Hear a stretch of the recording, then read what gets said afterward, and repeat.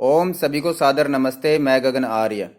देखिए, आज के समय में एक सबसे बड़ी समस्या ये आती है कि जब भी विवाह किया जाता है या विवाह के लिए लड़का लड़की या परिवार देखे जाते हैं, तो उसमें क्या होता है, वो ये देखते हैं कि भाई लड़का कैसा है, लड़की कैसी है, हमें कैसे पता लगेगा। ठीक है ना।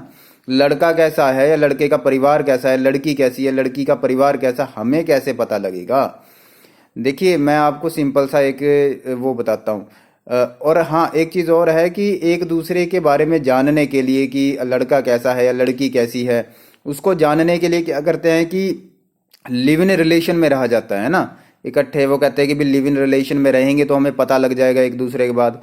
फिर उसके बाद रहने के बाद फिर वो शादी करते हैं, और शादी के बाद भी उनका वो रिश्ता चलता नहीं है। ठीक है ना। फिर दूसरी चीज आ जाती है, वो क्या करते हैं कि डेटिंग करते हैं, डेट करते हैं सबसे पहले, है ना। डेट करेंगे और डेट करके वो एक दूसरे को जानने का प्रयास करते हैं, जबकि ऐसा नहीं होता। ठीक है ना। कोई भी व्यक्ति है अपने बारे में पूर्ण रूप से सारा कुछ नहीं बताएगा कि वो डेट पे है, डेट पर जाने से। ठीक है ना। और भी कई तरह की चीजें हैं जो लोग करते हैं कि जिससे मतलब दूसरे के बारे में पता लगाया जा सके कि भी दूसरा व्यक्ति कैसा है या फिर ये लड़की कैसी है ना। देखिए, मेरी बात सुनिए। सिंपल सा एक तरीका है, यदि हम विवाह कर रहे हैं तो विवाह करने के लिए हमारे जीवन का कोड ऑफ कंडक्ट क्या है, उसके बारे में हमें पता होना चाहिए। हमारी जो लाइफ है, लाइफ का कोड ऑफ कंडक्ट है सनातन वैदिक धर्म। जो सनातन वैदिक धर्म को मानता है वह व्यक्ति सही है, जो नहीं मानता है वह सही नहीं है। ठीक है ना।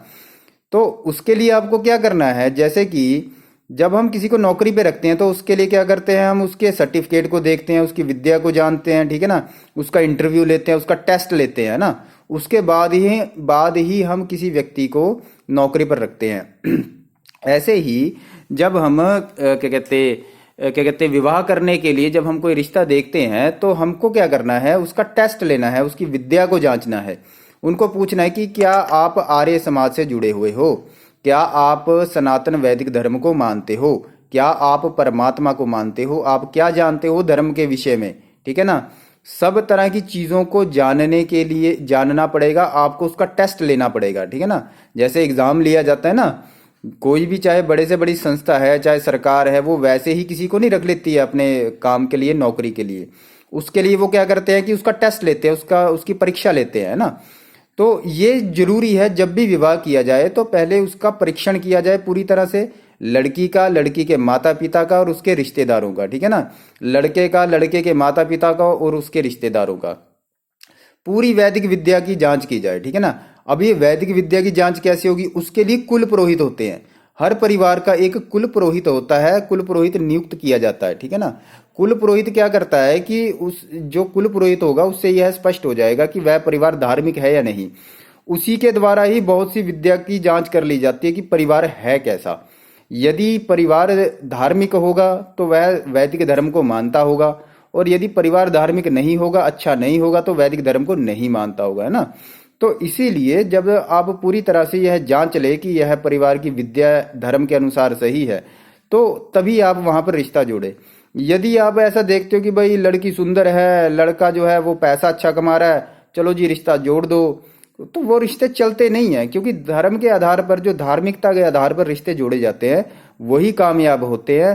पैसे के आधार पर या सुंदरता के आधार पर कभी भी रिश्ता कामयाब नहीं होता, और ना ही वह जो गृहस्थ जीवन का जो लक्ष्य है उसको प्राप्त कर पाते हैं।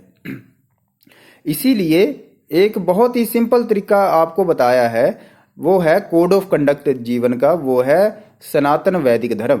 वैदिक धर्म के अनुसार आप जांचोगे किसी को भी तो पता लग जाएगा। जैसे कि मान लो आपको लड़की का स्वभाव देखना, लड़की का स्वभाव कैसा है, तो उसके लिए आप क्या करोगे, लड़की की माँ को जांच लोगे। ठीक है ना। लड़की की माँ को जांचोगे, उसके ये पूछो कि आप प्राणायाम करते हो कि नहीं करते हो।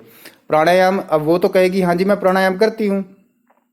तो प्राणायाम यदि वह नित्य प्रतिदिन करती है या उसकी माँ करती है तो उसकी भी जांच की जा सकती है। उसके लिए बहुत सारे ऐसे यंत्र आते हैं, ऐसे डिवाइसेस आते हैं जिसमें पता लग जाता है कि जो वह प्राणायाम करती है कि नहीं। उसके फेफड़ों का जो है वो पता लग जाता है कि वो फेफड़े उनके कितने फूलते हैं, कितने नहीं, वो सारा कुछ आप पता लगा सकते हो। ठीक है ना। अगर उनके फेफड़े ज्यादा नहीं फूलते हैं या ज्यादा उनके अंदर प्रॉब्लम आती है, इसका मतलब है प्राणायाम नहीं करते हैं। तो श्वासों की को रोकने से भी पता लग जाता है। ठीक है ना। जिस घर परिवार में योग प्राणायाम नहीं किया जाता वो लोग कभी भी ठीक नहीं होते हैं, क्योंकि उनकी नस्ल खराब होती है। ठीक है, इस चीज का भी विशेष ध्यान रखें। तो बहुत सारी चीजें हैं हमारे सनातन धर्म में बताएगी जिसके द्वारा आप यह जान सकते हो वो लोग कैसे हैं।